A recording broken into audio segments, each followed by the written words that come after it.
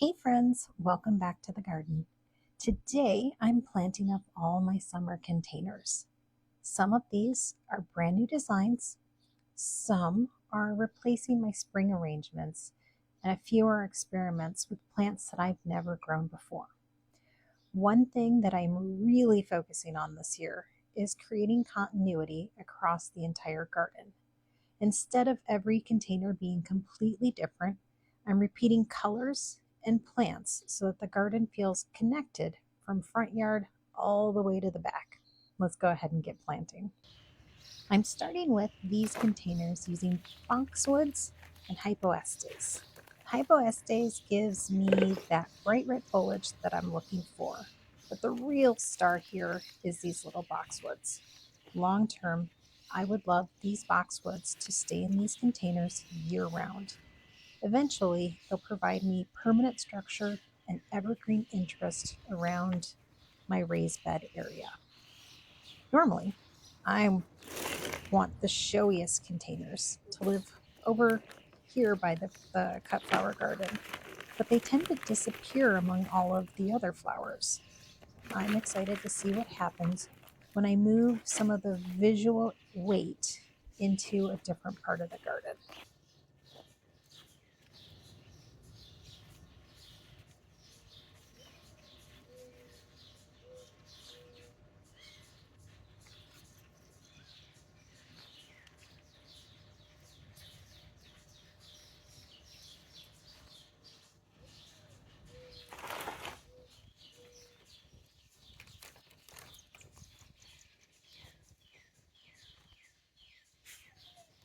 You're fine, Cal.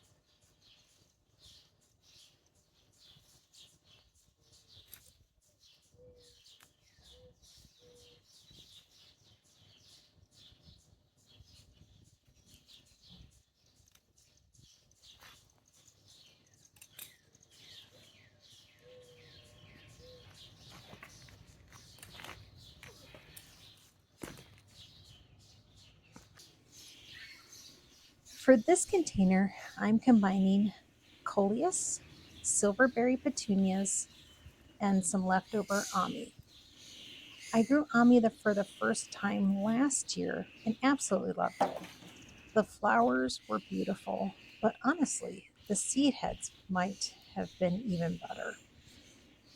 They formed this incredible architectural rosette that looked amazing when it went into fall. The petunia is a silverberry vista, which should get huge. Vista petunias have a reputation for taking over a container, and that's exactly what I'm hoping for. It's the spiller. The coleus will stay around 18 inches tall and give me that lime green magenta contrast that ties into several other plantings around the yard. This one follows the classic thriller spiller filler concept.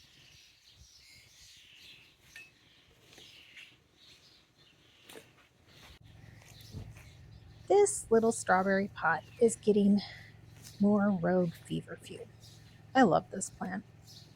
It has become one of those flowers that just keeps finding its way into different parts of my garden. The blooms work in arrangements, pollinators love it, and it has a soft cottage garden look that pairs well with almost everything. I find a plant that performs this well, I gotta keep using it.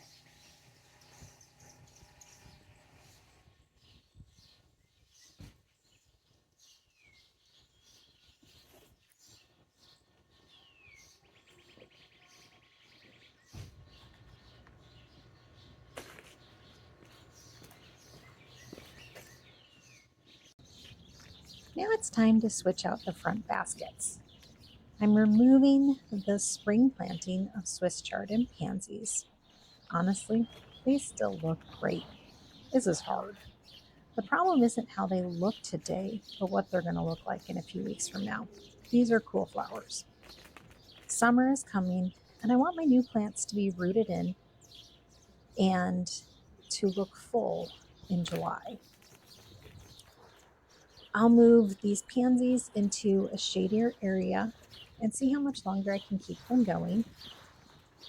For my summer arrangement, I'm using silverberry petunias, this lime and magenta coleus, and breathless blush euphorbia. This combination looked good in the greenhouse, but having it here, I'm even more excited to see this come together. One advantage I found of shopping for annuals in June is that the plant is already much larger. They look immediately established instead of looking like little plugs that need a month to fill in. I interwove a lot of the branches into each other, so again, it looks pretty lush now. But I also did give a bit of a Chelsea chop to encourage more branching and to help the plants grow even better together.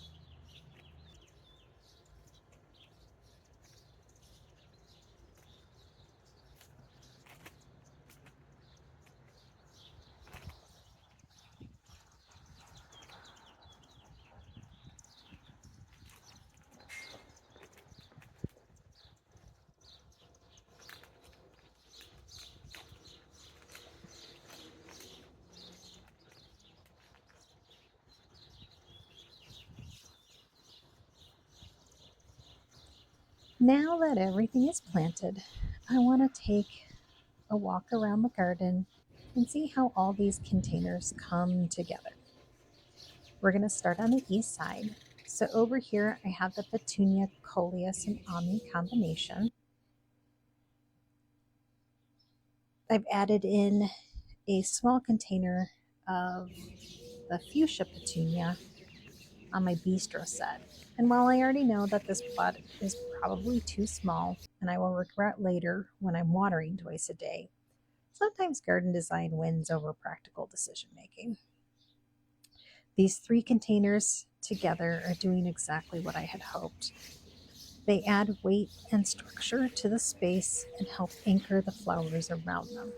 I was a little worried about the red and green combo, that it might read too Christmas, but thankfully it doesn't. Instead, it feels bold and intentional. These three brown containers are plants mostly that I started myself. I have a hyssop, which is new to me this year and hopefully getting ready to bloom. This feverfew is much taller than it should be. Once the flowers bloom, I will probably cut it back to a more reasonable side, but I just can't bring myself to do it yet. Then there's the creeping Jenny that's spilling over the sides, which I think is one of the best lime green plants for a container. I also started a fairy garden.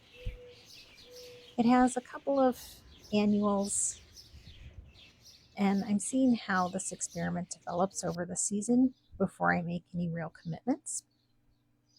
These front baskets might be my favorite container this year. The combination turned out even better than I hoped. This area doesn't usually get annuals. I lost a few perennials here, and I'm still deciding what to do for my long-term plan. So annuals will give me some color while I figure that out. The tower I planted, the two towers that I planted have lettuce and herbs.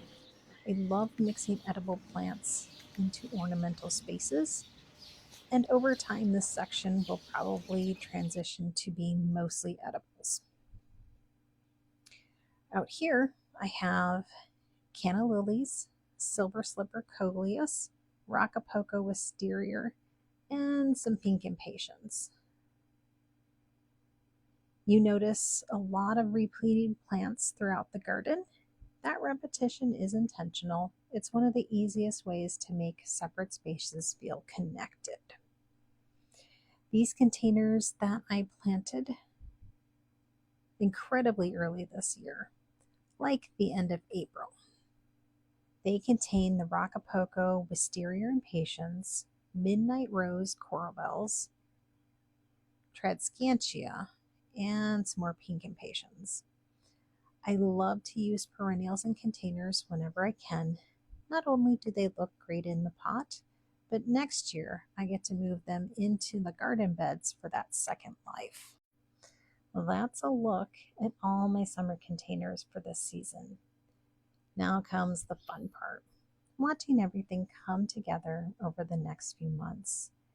I think the repeat of colors, foliage, and flowers is going to create a much stronger connection between the different rooms that I have throughout the garden. Let me know which container was your favorite, and if you're planting summer containers this year, tell me what combinations you used. Thanks for joining me in the garden today, and I'll see you back in the garden soon.